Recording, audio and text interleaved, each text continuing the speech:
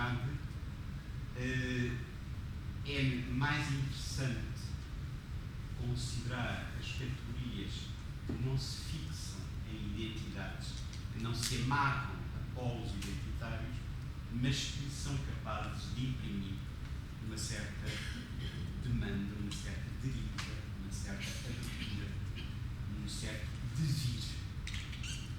E nessa medida sou mais sensível a expressões como aquelas que aparecem, por exemplo,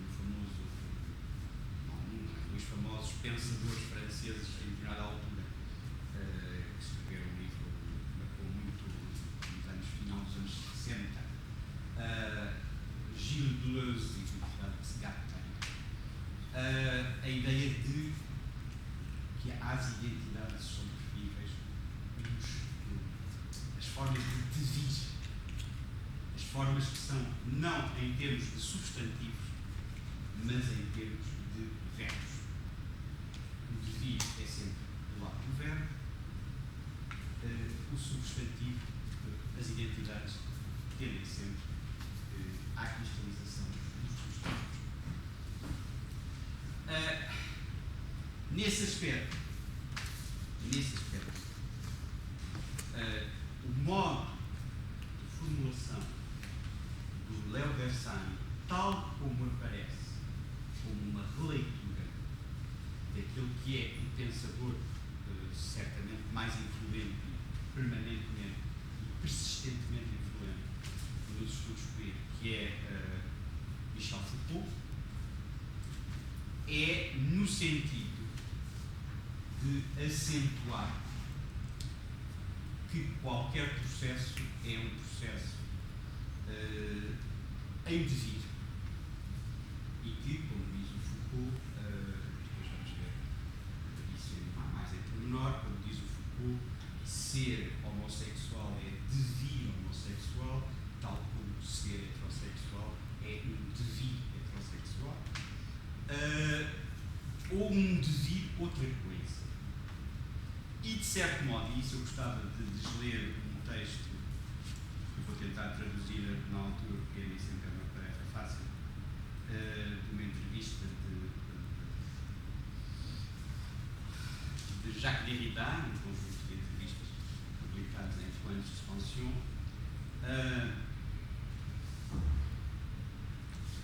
em que ele diz qualquer coisa que, no fundo, está ligada à problemática que eu queria apresentar-vos hoje. Quando ele diz uma certa dissimetria, é sem dúvida a lei da diferença sexual e da relação ao outro em geral. E digo isto contra uma certa violência da platitude democrática, entre aspas, da homogeneidade, em todo caso, de uma certa ideologia democrática. Fecha parênteses. Mas a dissimetria à qual eu faço alusão é ainda, não digamos por sua vez simétrica, poderia parecer absurdo, mas duplamente, bilateralmente desmedida, de uma espécie de desmesura recíproca, respectiva e respeituosa.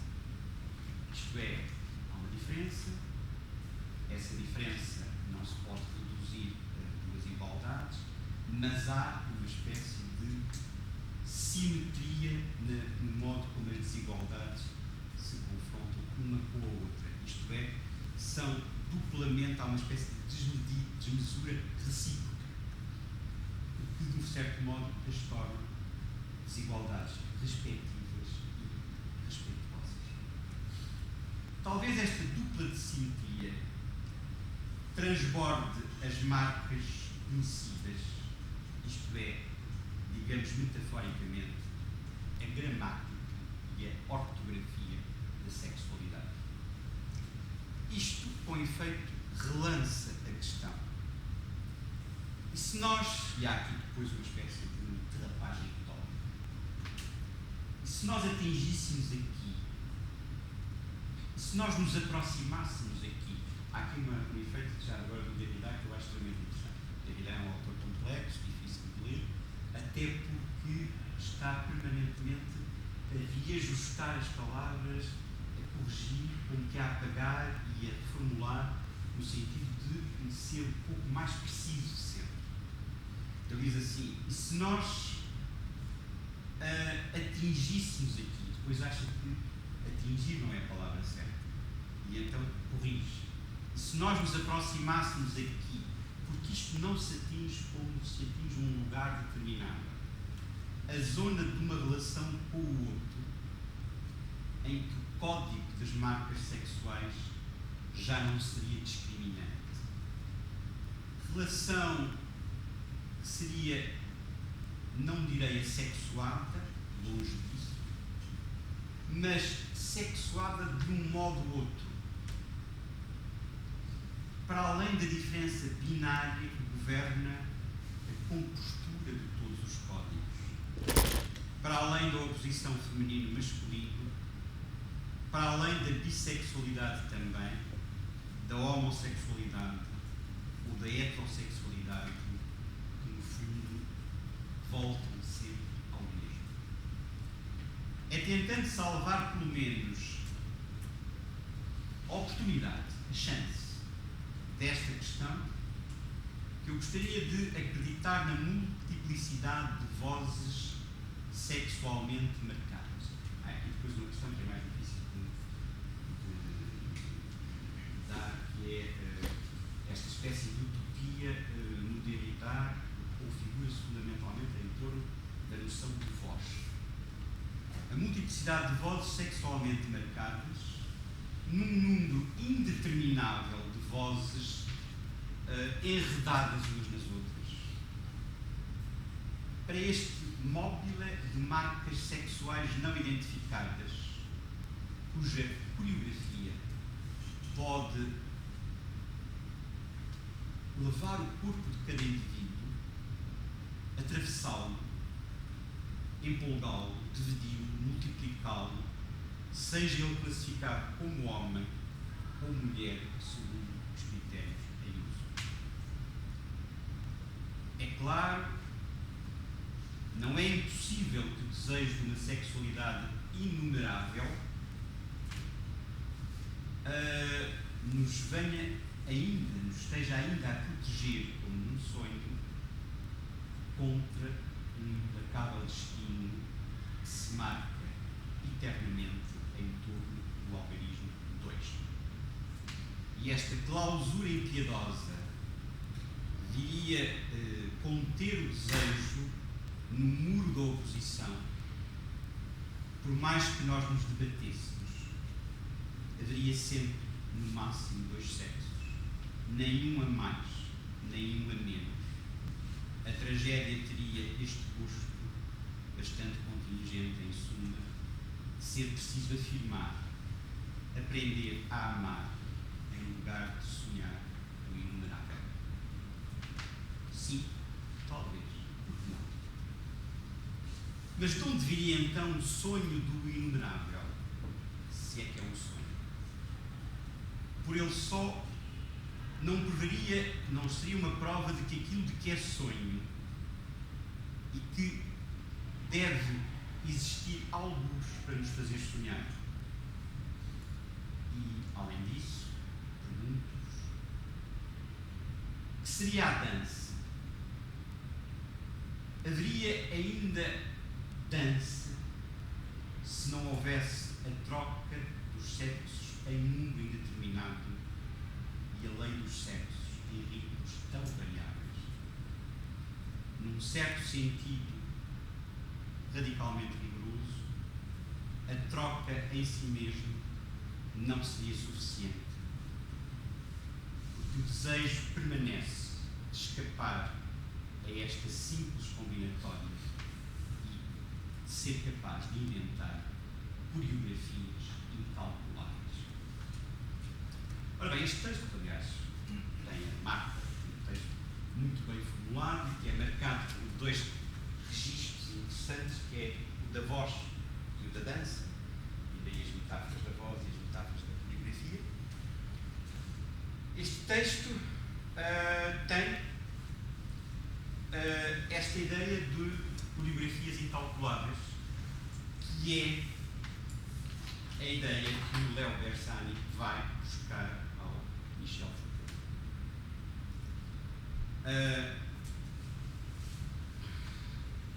Isto é, Michel Foucault parte não necessariamente da ideia de que o binarismo da diferença sexual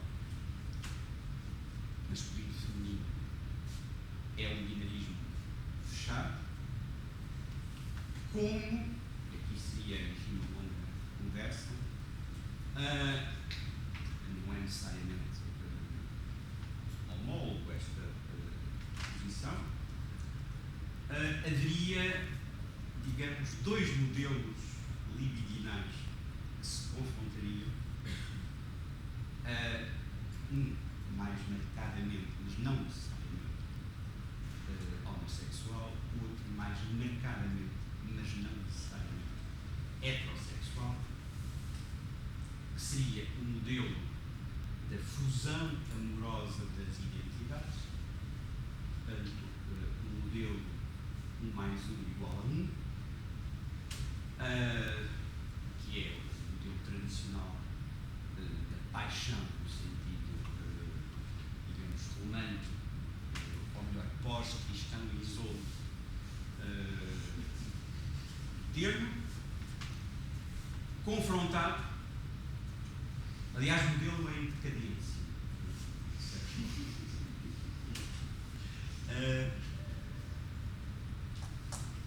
Qualquer sociólogo diz que o modelo fusional que mantém ainda uma certa força estética, romanesca, na prática tende a afrouxar a sua pertinência. Foi bem dito. Mas este modelo, em confronto com o modelo do puro encontro sexual dentro de daquilo que o Roland Barthes chamava, de uma forma, aliás, bonita, a programação do aleatório. Isto é, também o aleatório não se encontra em cada esquina, portanto é preciso programar um certo aleatório, mas há uma programação do encontro casual, portanto, como, digamos, momentos secantes de travessia e atravessamento,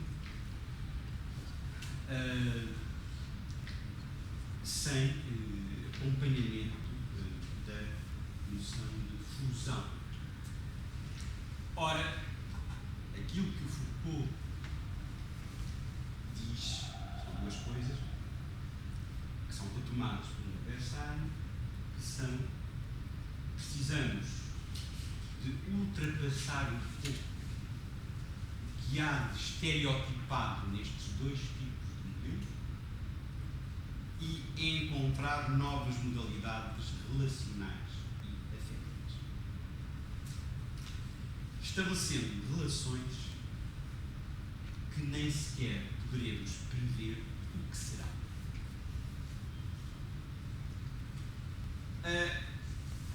Há aqui depois dois pontos que eu sublinharia, que são, em primeiro lugar,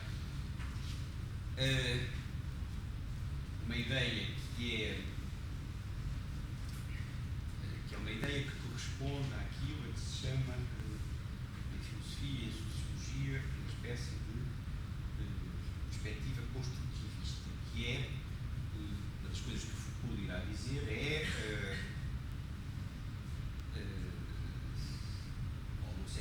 homossexuais, segundo modalidades antropologicamente muito variadas, determinados períodos de sociedade, depois, enfim, há aí diversas versões.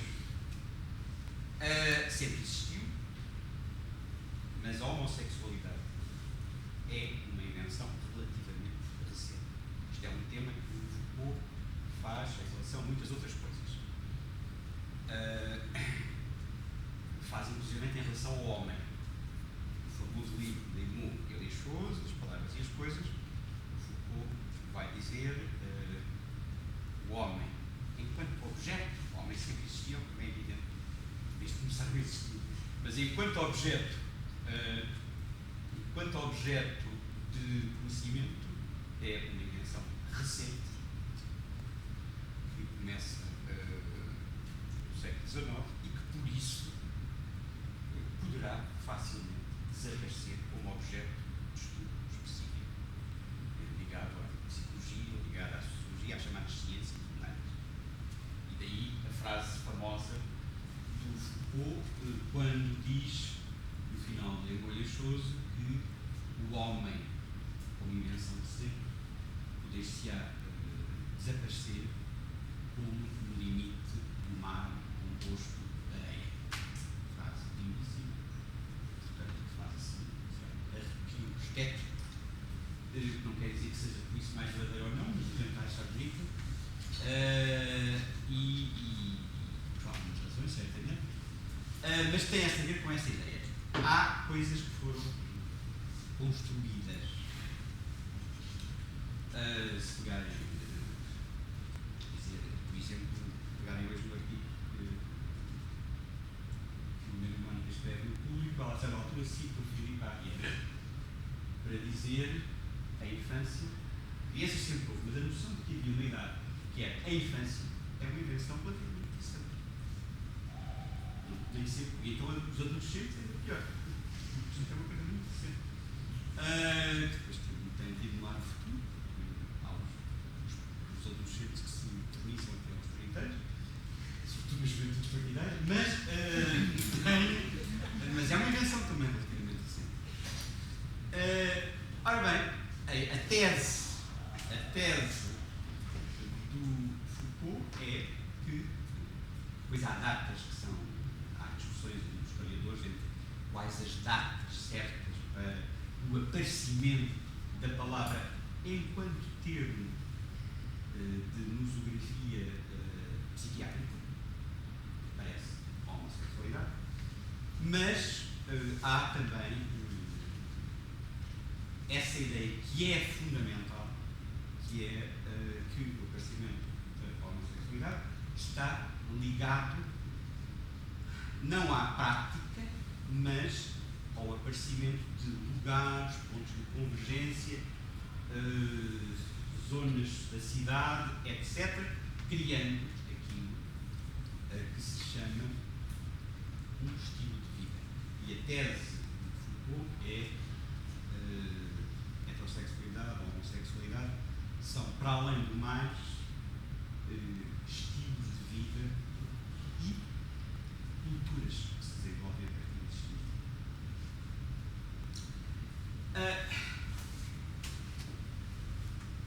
Nessa medida, a ideia seria uma longa discussão, não vale a pena aguentar por aí. É evidente que quando se diz há qualquer coisa que quando se diz, a literatura é uma invenção recente, é verdade e não é verdade. A literatura como um espaço institucional, com as suas regras, com os seus campos, com o seu modo de divulgação, com a sua forma de organização, é uma invenção recente. Isso já havia desde Homero até textos literários.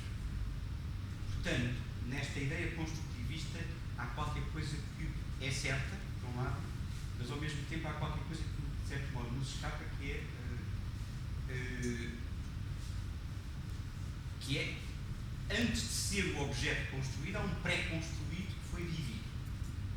Portanto, e que tinha o seu estatuto próprio, ou relativos estatutos próprios. Isto porque, por vezes, a literatura construtivista nos deixa angústias. Por exemplo, no outro dia, vi um pequeno livro, que é um livro, aliás, interessante, da Reich Universität de France, que se chamava A Sexualidade Terá um Futuro. Uma pessoa vai logo comprar.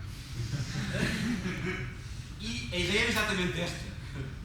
É uma invenção determinada altura, portanto se começou pode acabar. Como se diz no romance, se começou pode acabar.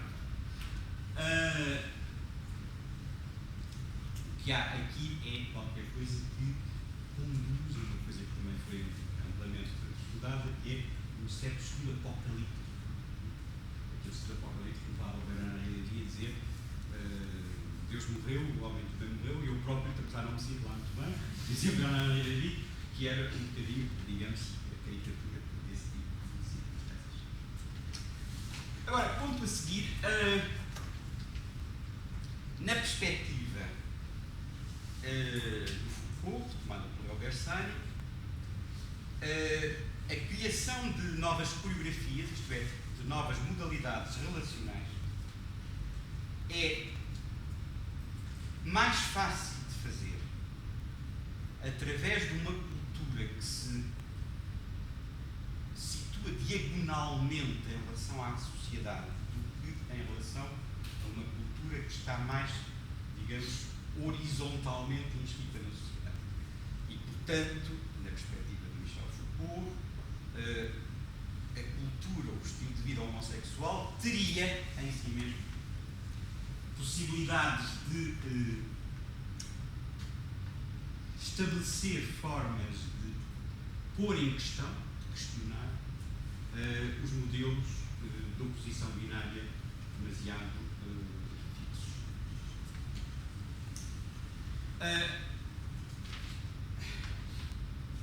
Há depois uma segunda ideia, que essa é uma ideia do Léo Bersani, que me parece extremamente interessante,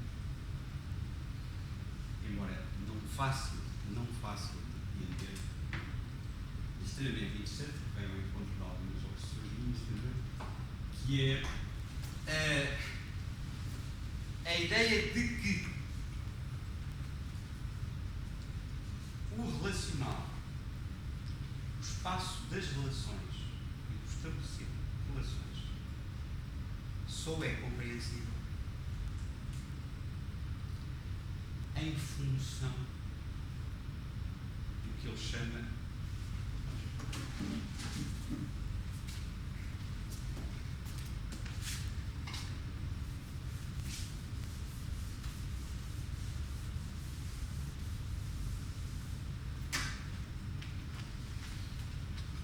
relacional em que eles são, em função do que eles chamam uma figura do não relacional.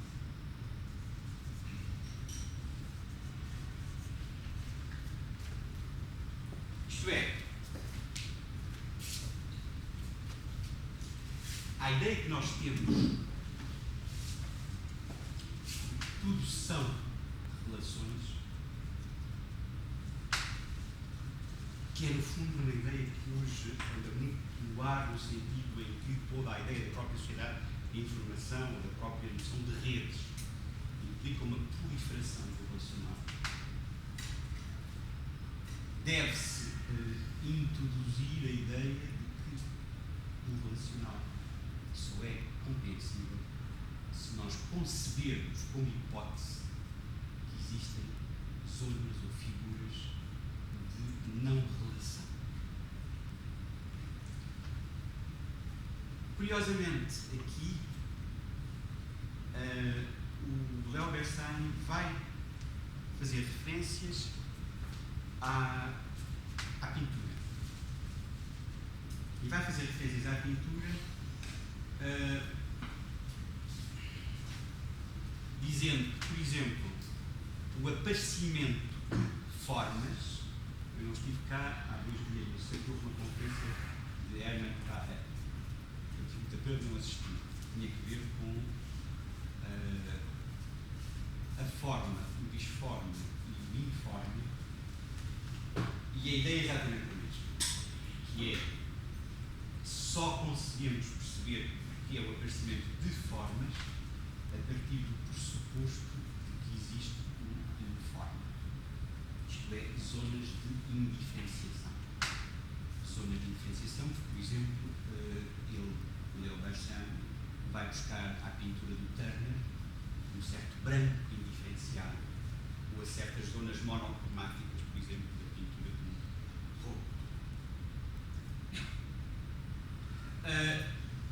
essa ideia de que num espaço de puras relações só é inteligível desde que a gente pressuponha que há no meio disto, no interior disto, um espaço da não-relação.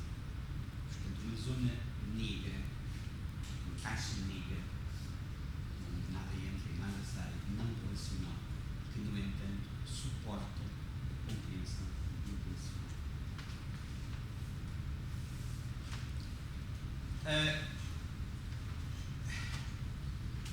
Depois de uma espécie de grande concepção de como é que isto se faz, ele pergunta, a gente pressupõe que no início era o informe, o não relacional. Como é que os seres vivos passam do não relacional para o relacional? E esta questão é a questão, obviamente, central da chamada origem do desejo, sobre os quais, sobre o qual há diversas teorias. A leitura mais tradicional da psicanálise, que é a leitura que foi, digamos, desenvolvida e que aparece em muitos textos de psicanálise, é a chamada leitura, que aparece também claramente exposta numa das teses do Leo Bersani em relação ao banquete de Platão. Não há uma tese do banquete de Platão, mas há um bocadinho de várias teses. Mas a tese do desejo carência, do desejo ausência. Isto é, o desejo procura um objeto porque tem a falta dele. E, portanto, tese otimista, na medida em que pressupõe que ter o objeto extinguiria, ou pelo menos o processo de preencher o desejo. Aqui há duas ou três subtilezas a ter em conta.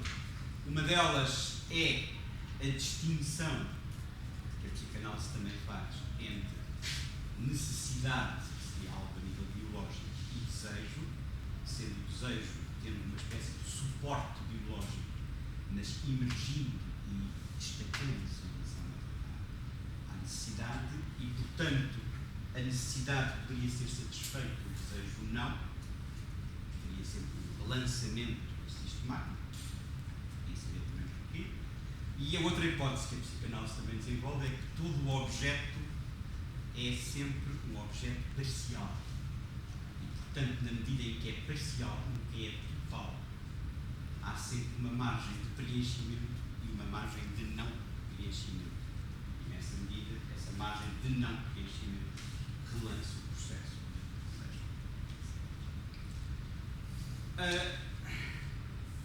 Esta tese, que é uma tese um bocadinho frustrante, ou melhor, que introduz uma espécie de frustração estrutural,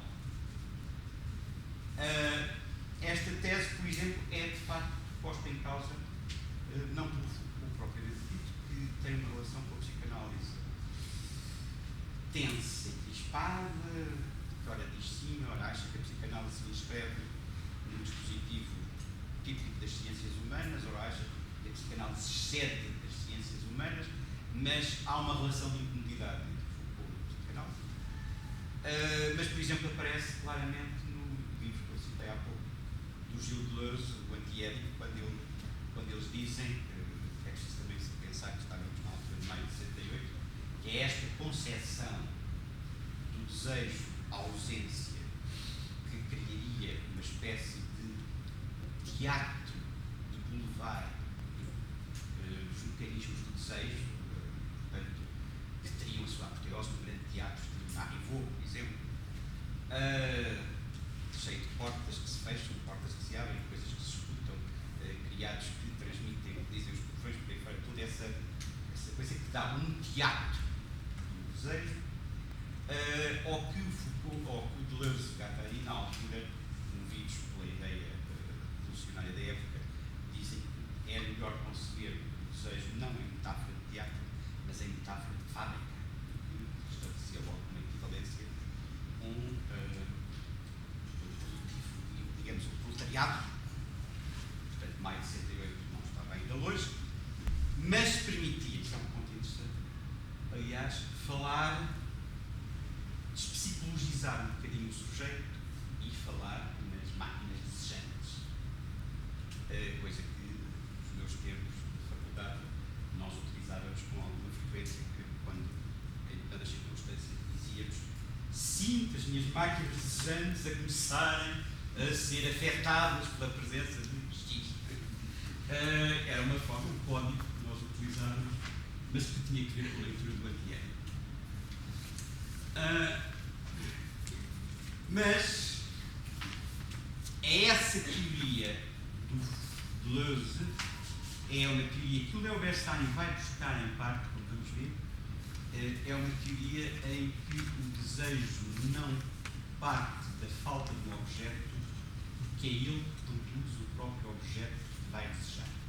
Isto é, o desejo produz o objeto, o desejo do objeto, e portanto a sua relação é uma relação, de certo modo, de criação de novas circunstâncias. É voltada para a frente e não para recuperar uma falha no passado. Toda a filosofia do Deleuze é voltada para o futuro e não para o passado.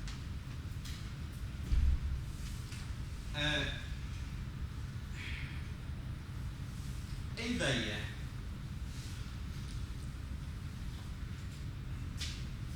do Léo Bersani é toda a teoria do pensamento queer é um pensamento que só pode ser desenvolvido nesta relação com a noção de não identidades fixas, mas com a noção do devido. Podemos ver por relações em relação com a psicanálise, mas com a psicanálise penso o desejo em termos afirmativos e não em termos de ausência e de frustração. Portanto, o pensamento queer é relacionável e só desenvolvível, digamos, só pode ser desenvolvido em termos teoricamente interessantes a partir da psicanálise, mas de uma psicanálise que não seja a psicanálise normativa ou psicanálise feita por etapas. Isto é, a psicanálise, por exemplo, do Freud, quando Freud fala nos 3 ensaios sobre a teoria da sexualidade, põe um desenvolvimento programado e normativo do desejo, passando pelas várias fases até chegar a uma espécie de modelo genital da sexualidade.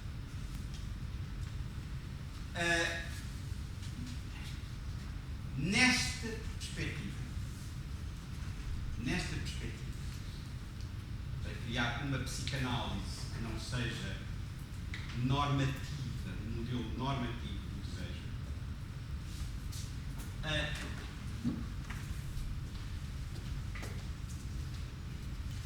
como é que funciona este não relacional? Este não relacional funciona como aquilo que, não sendo nunca reabsorvível, impede que o relacional se transforme em pura harmonia. Encontramos aqui, digamos, o tema forte do adversário. É porque existe não relacional que o reajustamento pleno nunca se faz. Que a tragicidade permanece.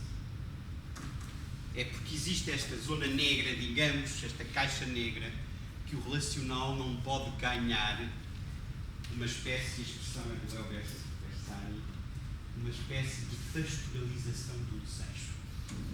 Isto é, um desejo transformado em pastoral, coisa que tem uma particular atualidade na situação portuguesa, dada a nota pastoral recente.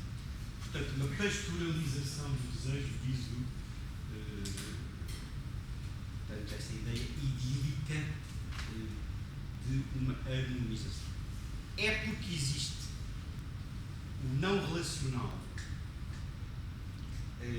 como origem mítica do relacional, que o ajustamento, a harmonização são sempre adiados porque há sempre uma resistência. A resistência do não relacional que impede essa harmonização. E aí tem formulações que valem o que valem, em termos da perspectiva de Léo Bersam, mas que são interessantes. Quando ele diz que, por exemplo, da perspectiva, digamos, heterossexual, mais normativa do casamento, do casal monogâmico, se criam o que ele chama de ficções relacionais a partir de um gozo solipsista, isto é, uma ficção de intersubjetividade a partir de uma fruição solipsista do sujeito não relacionado. Jacques Lacan, que é um psicanalista muito importante para todas estas coisas, tem uma outra formulação interessante.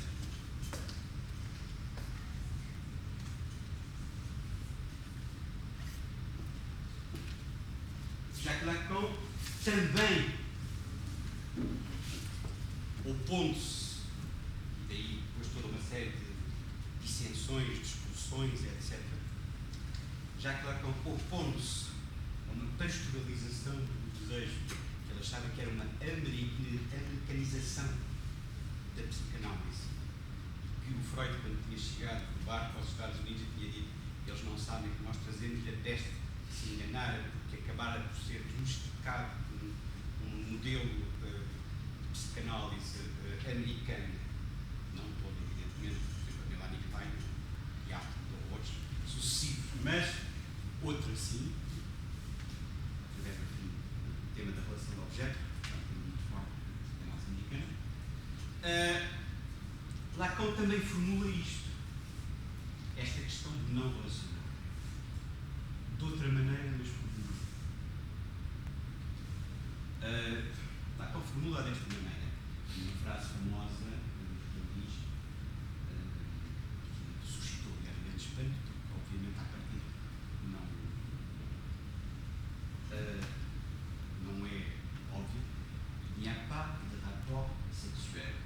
Uma frase de Lacan, aquelas frases que ele escreve, depois as pessoas ficam a pensar. E ele depois acrescentava sublinhar rapport. Sublinhar rapport. O que é que ele pretendia dizer nisto? Era, numa relação da sexualidade, há uma relação que se estabelece sempre sob um fundo de não relacional. Isto é, a relação tem sempre um fundo de não relação. A tese dele, Lacan, que não é exatamente a do Léo Bersani, é: o amor é o que compensa a existência do não relacional na relação sexual. Isto é a forma que vem dar um pouco de compensação, de reequilíbrio na experiência solipsista da relação sexual.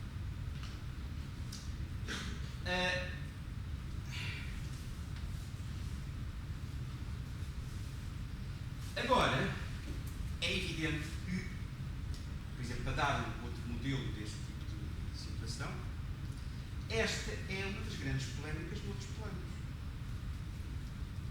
Por exemplo, quando vocês ouvem falar num pensador político de proveniência marxista, escola de Frankfurt, como Habermas, Jürgen Habermas, que estabelece que é possível um entendimento e uma democraticidade perfeita, pelo menos como modelo, porque as pessoas, falando racionalmente a linguagem, utilizam determinados esquemas argumentativos que, em situação de boa vontade, só podem levar a um entendimento.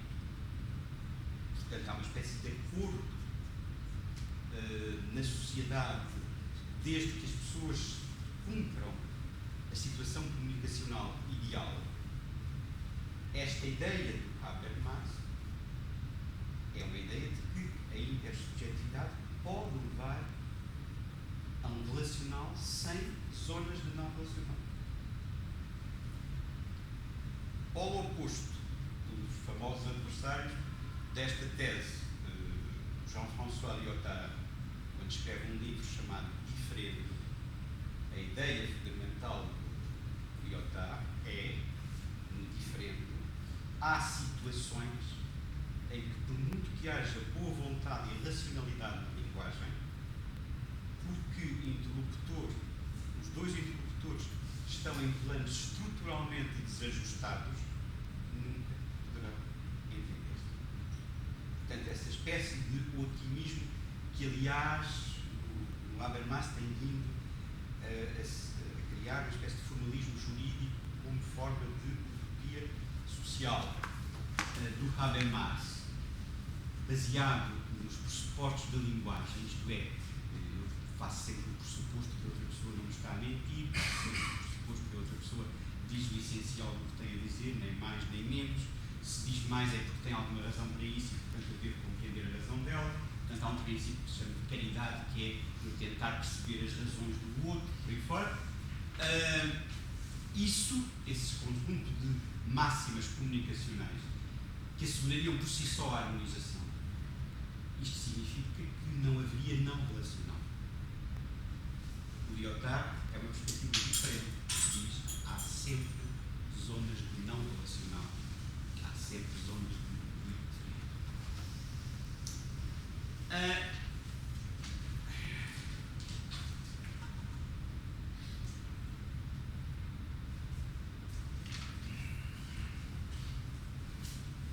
O que é que resulta daqui? Vou ser breve, para depois deixar-vos ainda um bocadinho de possibilidade de conversarmos.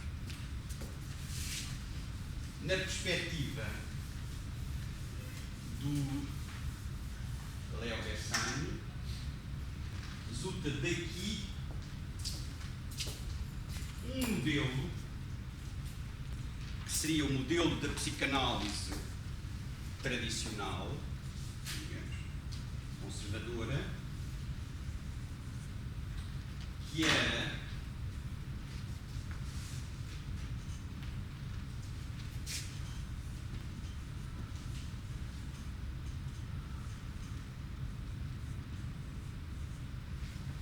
nesta relação o outro é, digamos, dominado,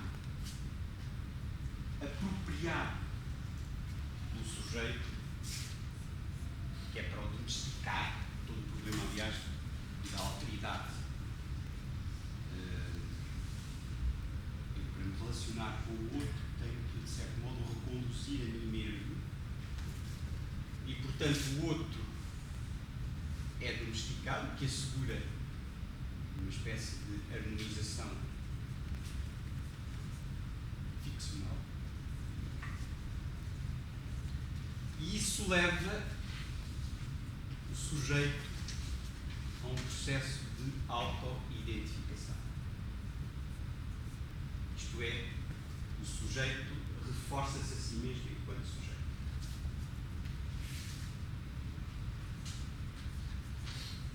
A leitura de Leo Bersani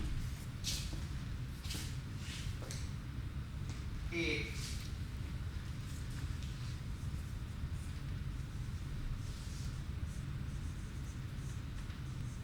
a de um sujeito que, ao relacionar-se com o outro,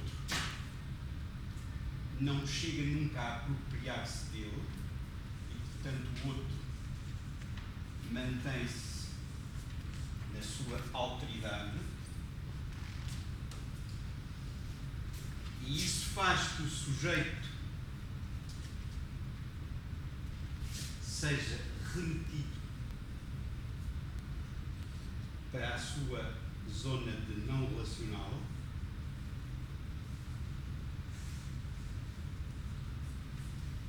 colocado nessa zona de não relacional, torna um sujeito em devir, aberto à multiplicidade do ser.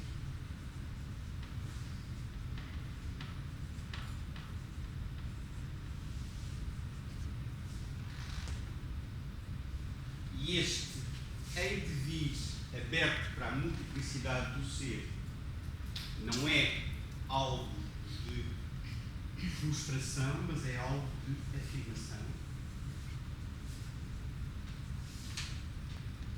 É, no fundo, aquilo que o Derrida exprimia como o sonho do inumerável, aquilo de uma futuro incalculável, aquilo que não se pode nunca totalizar.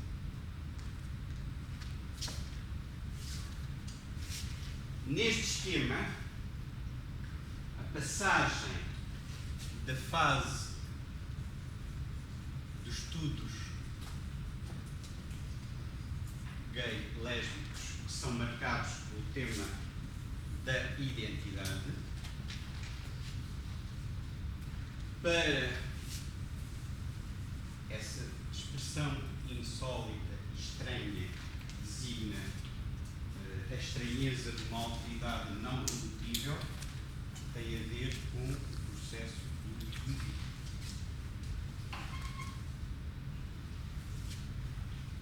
E, portanto, esta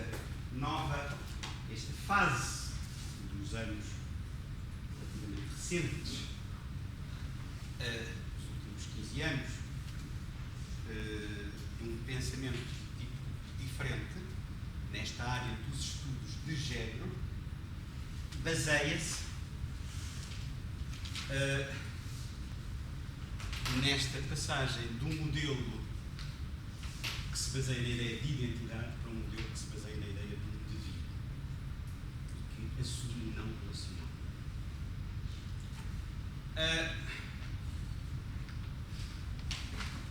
Uma das pessoas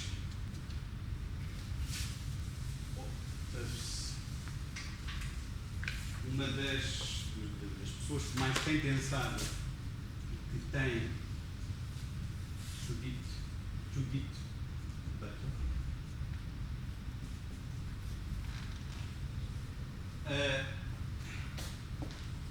desenvolve precisamente este tipo de perspectiva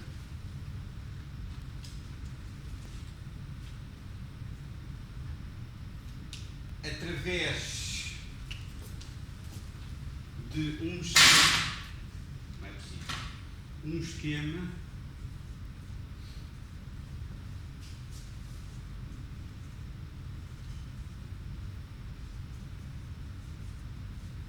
com estas três componentes: sexo biológico, género e desejo, baseado na ideia de que, na perspectiva dela, o paradigma tradicional de fundamentação mais heterossexual faria uma naturalização da identidade entre estes três termos: o sexo biológico, o género e o tipo de desejo, enquanto um pensamento queer se basearia numa combinatória em aberto, em devir, destes três termos,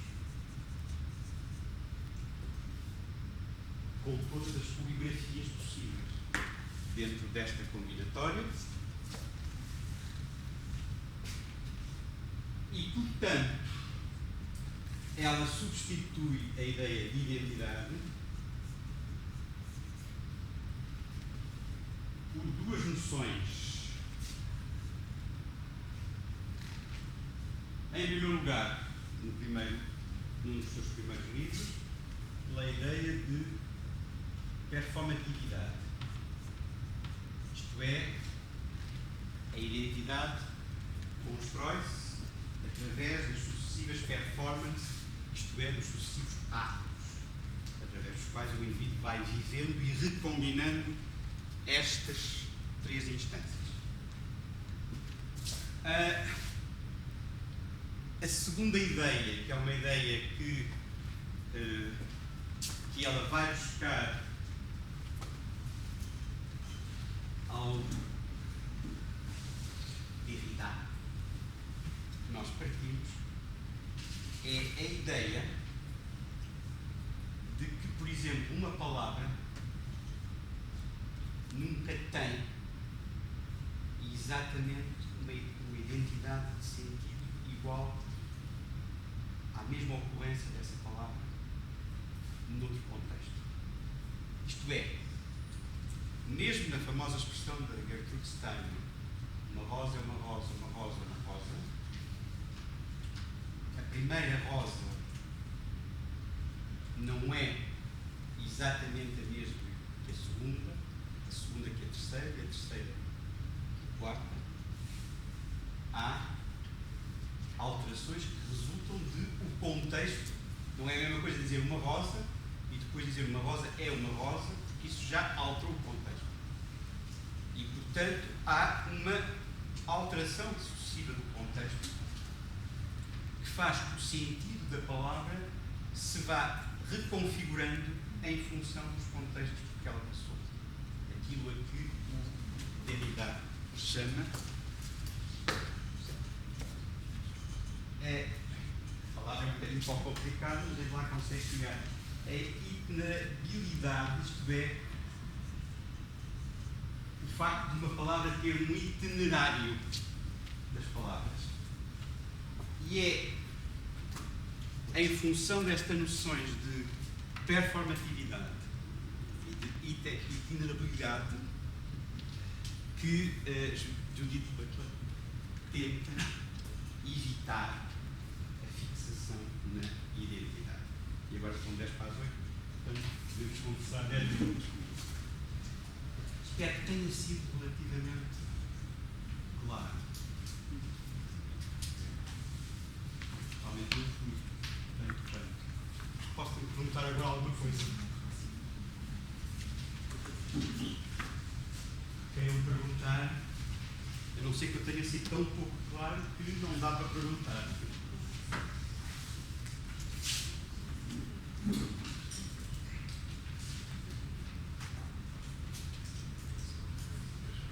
Diga. É isso a questão do Habermas. Nesse aspecto, o Habermas vai contracorrente do resto da escola. Quando havia a ideia de princípio de não identidade, de se pensar aquela tal teologia tópica mesmo enquanto o idealismo e uma oportunidade. Escola de Franco. Começa por ser. Escola de Franco começa por ser uma teoria crítica.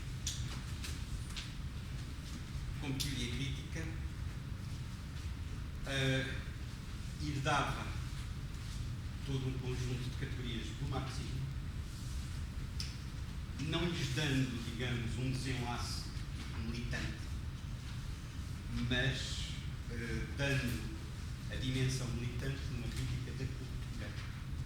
Portanto, fazendo um combate fundamentalmente cultural e é uma das dimensões fortes da escola de Frankfurt em relação à cultura de massas. Eles levaram demasiado longe porque eram condenações do jazz, por exemplo, tudo que era americano, etc.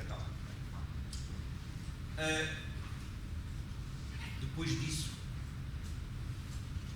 há uma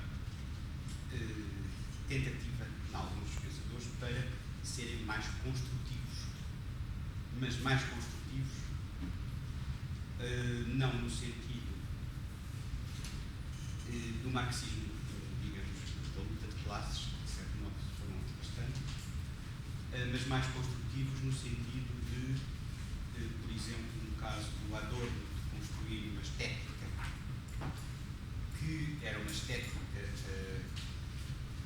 da cultura e da não totalidade. A verdade é a não totalidade, da possibilidade da totalização, mas de qualquer maneira era construtiva. Espaço estético. Importante. No caso de um pensador que não vem diretamente da escola de Frankfurt, acho que é um pensador que pertence à época também, que é o Ernst Bloch, através da utopia e da esperança. E no caso do Habermas, através de uma descoberta, na altura, muito forte, da filosofia de tipo analítico, na sua versão de linguística. E é através de uma análise da linguagem que o Habermas faz, a determinada altura, uma chamada teoria da ação comunicativa. E essa teoria da ação comunicativa vai buscar um determinado número de autores,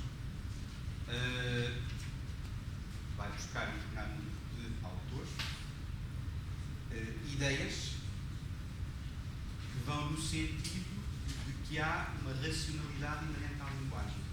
Que se nós utilizarmos essa racionalidade como sujeitos racionais, livres de preconceitos,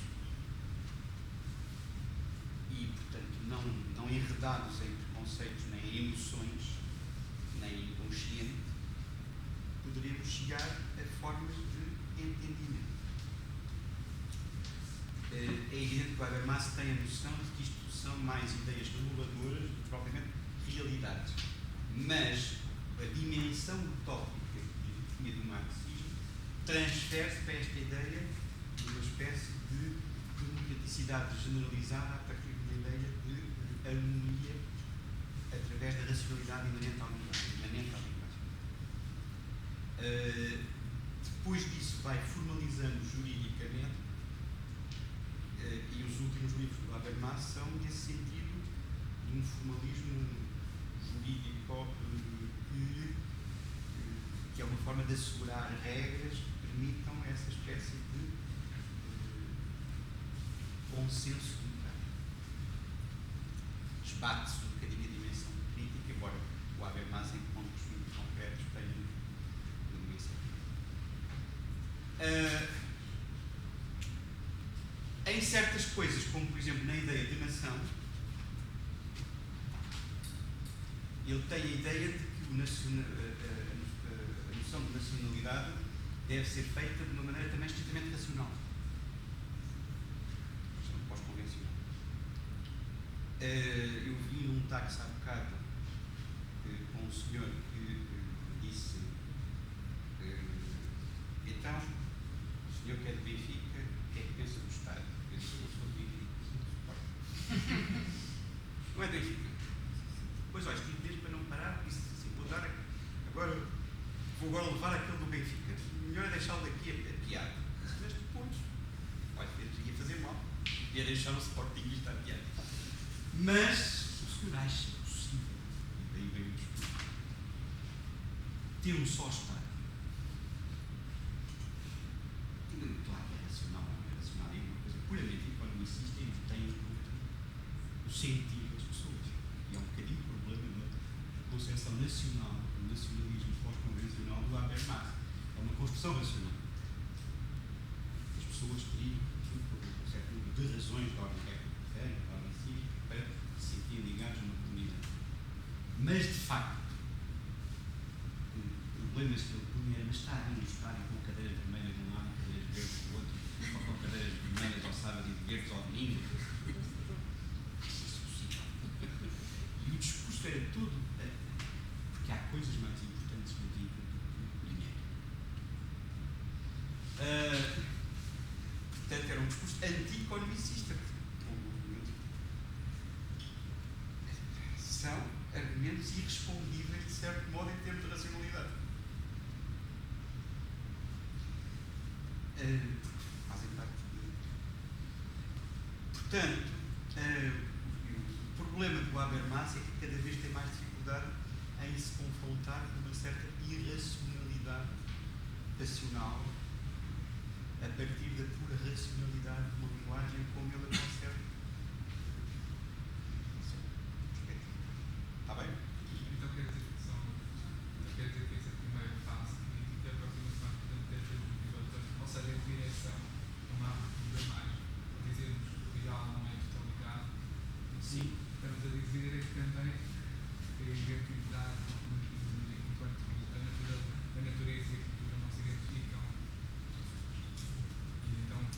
esquema inicial no livro Conhecimento e Interesse, o Habermas tinha uma divisão que era uma razão instrumental, uma razão comunicacional e uma razão crítica. Na razão crítica entrava a psicanálise, como teoria. O comunicacional manteve-se contra o instrumental, mas perdeu cada vez mais a dimensão do Habermas. E, portanto, certas dimensões onde a própria psicanálise surgiu foram desaparecendo. Eu digo parte, obviamente, de categorias completamente diferentes.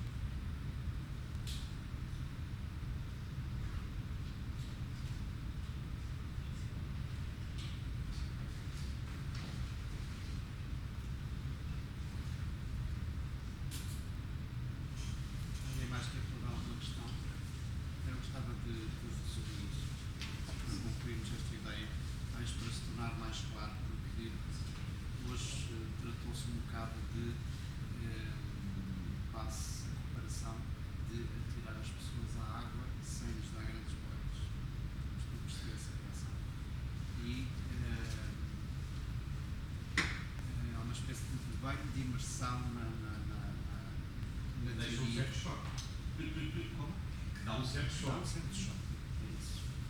E a ideia é esta. É uma ideia que a professora Isabel Leal confrontou a professora Isabel Leal quando deu com o Freire. Que é esta. Mas cuidado com as identidades extremadas, com as identidades seguintes. A ideia é esta. É na sequência daquilo que também já vimos na primeira exposição que fez. O homossexual moderno, isto no sentido do Foucault, que parece ser mais futurista, mais distante, é uma criação científica, uma criação do discurso moderno, da linguagem moderna, da linguagem científica. E a reivindicação de uma identidade homossexual é demasiado e foi demasiado devedora dessa produção científica da homossexualidade, dessa criação científica também que as pessoas são. As pessoas dizem, eu sou homossexual, posso reivindicar direitos, tenho determinados direitos, tenho determinadas exigências que são irrenunciáveis e que têm de ser satisfeitas. E a ideia é esta, é que, para a qual avançou a teoria queer, a ideia é esta, é que esta base de reivindicação, esta identidade forte, é construída estrategicamente para obter fins, para obter um fim político na sociedade moderna. Um espaço de liberdade, de criação de possibilidade de um modo de vida autónomo. É a tal ideia de fazermos o que é possível fazer connosco, fazer com o que de nós foi feito. É para isso, a questão é essa.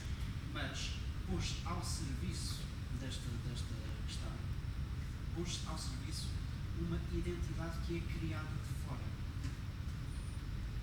que tem que ver com o controle e não com a emancipação, a tal ponto que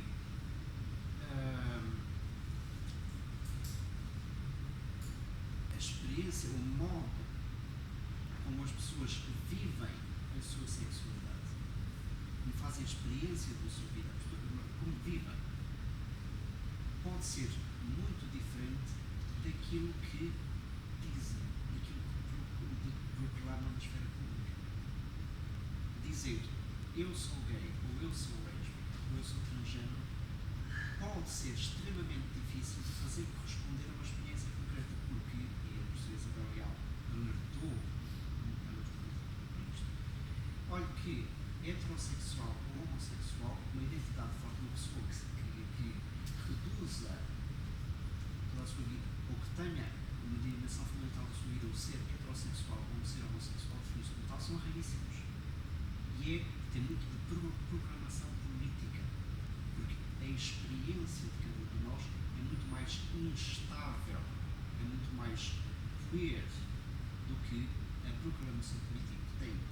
Passa sempre uma identidade forte, porque na esfera pública, no mundo social e político em que vivemos, é extremamente difícil não reivindicar direitos sem afirmar uma identidade forte. É o grande dilema dos movimentos gays e lésbicos, que é o dilema ter de ser ao mesmo tempo aquilo que não se é, para se poder ser livremente.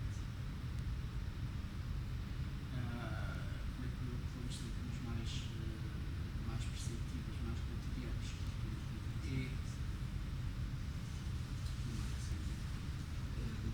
Foi feita aqui. É a ideia de se nós perguntarmos, e por exemplo, há uma autora que vamos falar que é a Ivka Sofsky-Sedgwick, que diz que o par homossexual, o par dicotómico homossexual, heterossexual, é um par fundamental para entendermos o pensamento contemporâneo, a racionalidade contemporânea. Só que este par não é simétrico. Nem sequer heterossexual é o modelo contra o qual se define o desvio da homossexualidade. Diz ela, o par homossexual heterossexual só existe em função da criação de uma identidade homossexual forte, depois é que se falar de uma heterossexualidade para diferenciar de uma homossexualidade forte criada pela psiquiatria e pela medicina moderna. A tal ponto que, e nós hoje, vemos nos discursos públicos, é frequentíssimo assistirmos a isto. As cenas que são descritas como desta maneira. Há dois homens ou duas mulheres a beijarem-se e isso são duas pessoas a praticar a homossexualidade. Enquanto que nunca passa pela cabeça de ninguém, nem dos publicitários, nem dos filhos, nem de nós mesmos, ver